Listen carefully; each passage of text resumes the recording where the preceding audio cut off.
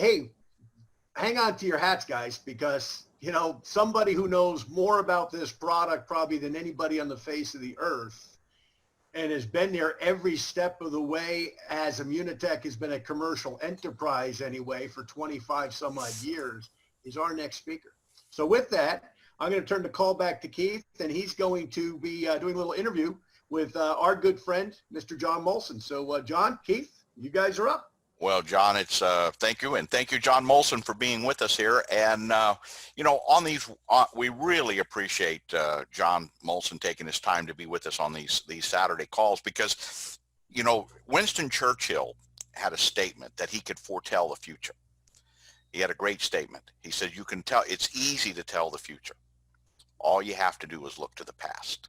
And that is so true here at Immunotech, the foundation, and where Maurizio is leading the country, leading this Immunotech business all over the world, all over these countries, is it's easy to do because you can look at the past.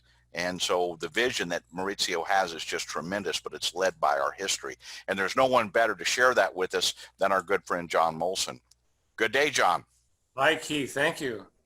Well, you know, we were laughing earlier, and I want, if you would share the story of walking back with Chuck Roberts on that very first day after the science. I just got that great kick out of that, of somebody's got to know the science, right, John? That's right, Keith. And I still, I still remember it verbatim today, because you have to understand that prior to forming Immunotech, I had been in businesses that didn't involve any science at all. I mean, I worked for my family in the beer business. I was in the Royal Bank and corporate banking. And so I had been studying and reading about business figures.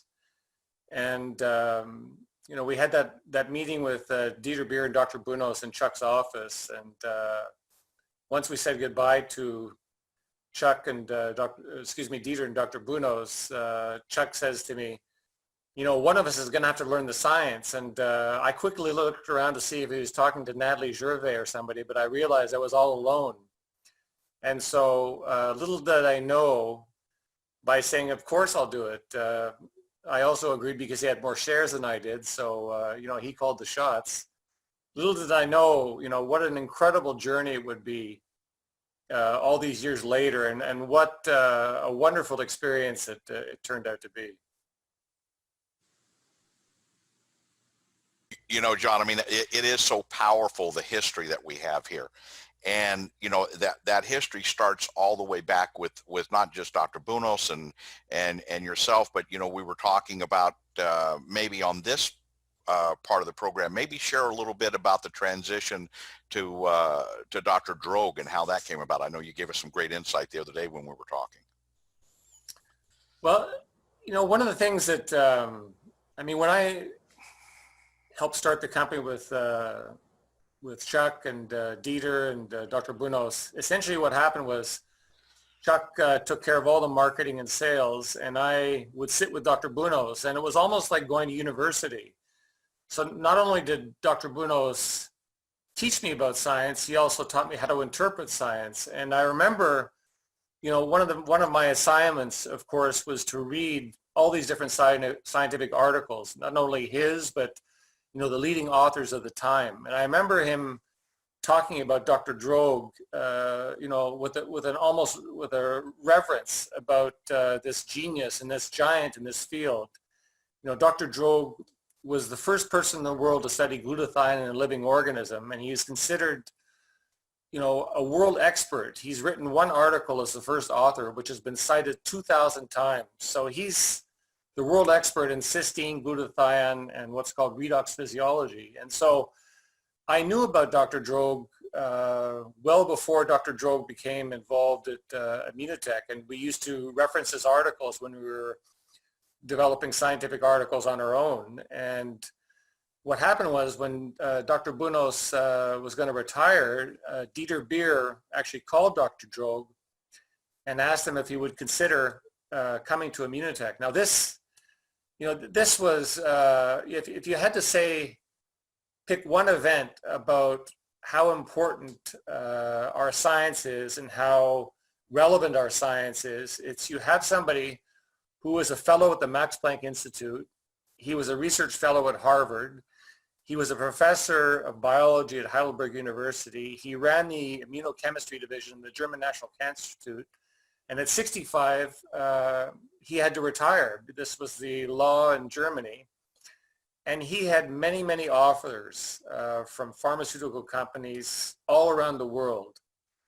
And he chose to come to Immunotech to continue his research into glutathione, cysteine, and specifically on Immunocal and how Immunocal may impact these different pathologies. So, that says everything about the science that was built to that point and how it stood up to someone like Dr. Drogue, who could look at all our articles, look at the product, look at our methods, and say, this is a fit for me. He came from Germany with his family.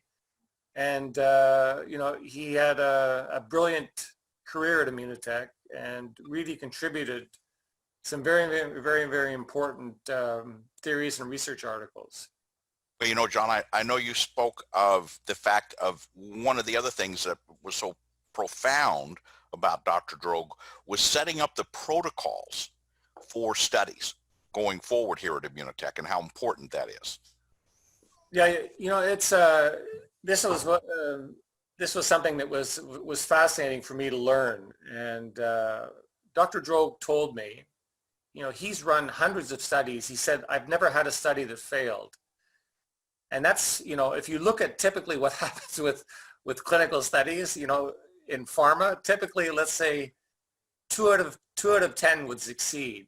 And he never had one that failed. So Dr. Drogue knew exactly how to design these studies. In other words, he knew exactly how cysteine functioned, how glutathione functioned, and he knew the right pathologies to study them in. So when we were looking to study Immunocal in cancer as well as in aging, he knew exactly how to design these studies to generate the results we were looking for. And that's, absolutely invaluable.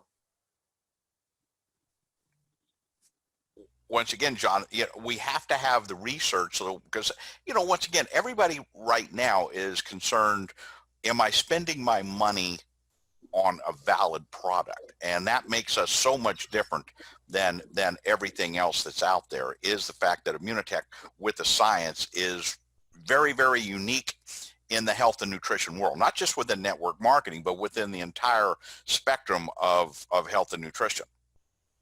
Yeah.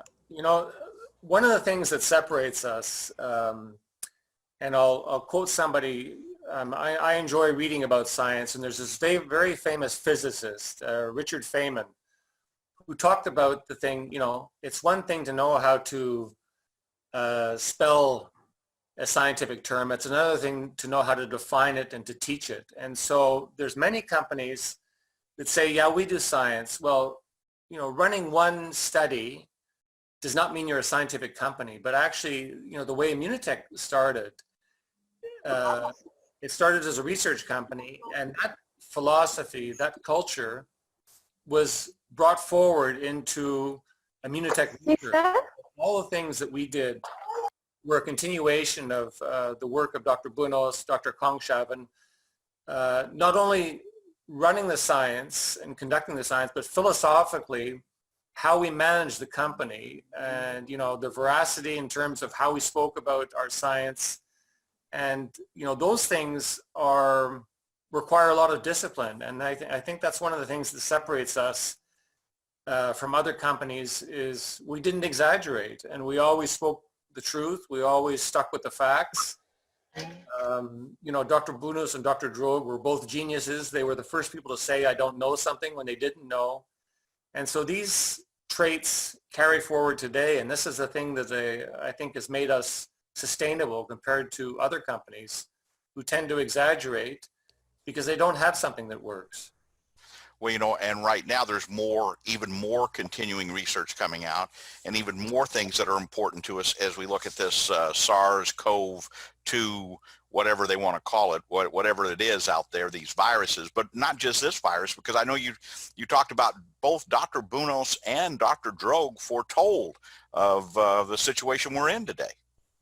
Exactly. And, it's, Dr. Bruno spoke to me about this 20 odd years ago, how the viruses are going to become more and more virulent. And the fact that these viruses, you're talking about a very dynamic environment, and you're talking about, interactions involving, our food supply together with pollution, together with the state of our health. It's a very potent mix, and the importance of, in his words, empowering the immune response to deal with these different things. And so, all our focus on the immune system and the different factors that affect the immune response and the different factors that affect our health gave kind of me a macro perspective or a global perspective about, how these things interact and how Immunical plays an important role in terms of helping our resiliency to deal with these different things.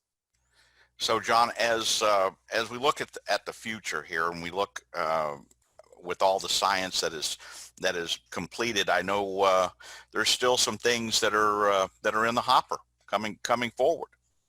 Yeah, as I spoke about in our last conference call a few weeks back, I think our work on the brain is going to be really, really important because, as a consequence of our unhealthy lifestyle, you're seeing more and more dementia, more and more Alzheimer's, and there's very few solutions out there. So, the way to think about the way, we look at things, the way pharma looks at things, it's not black and white. And so, if you can have something that in some way aids 10%, 15%, 20%, that's still considered a win. And the aspect of improving the resiliency of the brain to all these different influences by boosting glutathione and the potential benefits from that is, the purpose of that MCI study, together with our work in concussions and the work in Alzheimer's. And so I think, if you look at our company in terms of our positioning from a scientific standpoint and our scientific platform, we're miles ahead of anybody else. And the platform that we've built is certainly sustainable going forward. But John, that is what brought Sandra and I here all those years ago, was all that study. And there was one study that stood out, and it was the animal study, where the animals that were fed Immunical lived 30% longer than those that weren't. And I remember the conversation I had with Dr. Bunos with that, and I go, Dr. Bunos, that's fabulous. When are we going to see the human studies?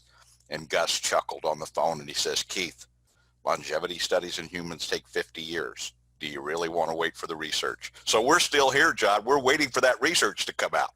But there's a very simple explanation about why those animals lived longer. They didn't succumb to age-related diseases. And so that's the importance of the immune response. That would be very difficult to prove in our lifetime in humans. But, when you look at all these data points with different studies talking about the effect on the immune response, the effect on inflammation, then you start to piece together this beautiful mosaic about how Immunical acts globally in the body. Well, I remember having a conversation with Dr. Drogue in Los Angeles, and we're talking about, people that use Immunical exhibit a better quality of health than those that don't. But that's not something that you can really quantify as a study, as an open trial. So we always look at it as an observational study. The people that take Immunical look better, feel better, and we know, John, for sure they're smarter than everybody else, right? Well, it's knowledge is power, and I always go back to the athlete. World-class athletes like Tiger Woods, Roger Federer, Wayne Gretzky are experts in their field. Not only do they know their sport and study everything about their sport, they study all the variables around their sport that affect their performance. And I think the model that we should look at in terms of, the average person is, look at all the different things that affect our health and all the different tools we have at our disposal. And Immunical is a very, very important tool within that spectrum of aids that can help us going forward. Well, you know, John, we sure appreciate you being here with us, and we're looking forward to, with this COVID-19 thing lightens up a little bit, and we can get Dr. Conkshaven on this program with you, and really get into some more depth with this. So, John, final thoughts today? Well, you know, it's wonderful to hear all the different stories. It's wonderful to see Dr. Pelayo again. You know, I remember him when he started many years back. I was blessed to be able to meet his wife and his children, and he's an incredible leader, and we're very lucky to have him. Well, thank you, John. Thank you for being with us here on this this Saturday, as always. So, John, I'm going to go back to you.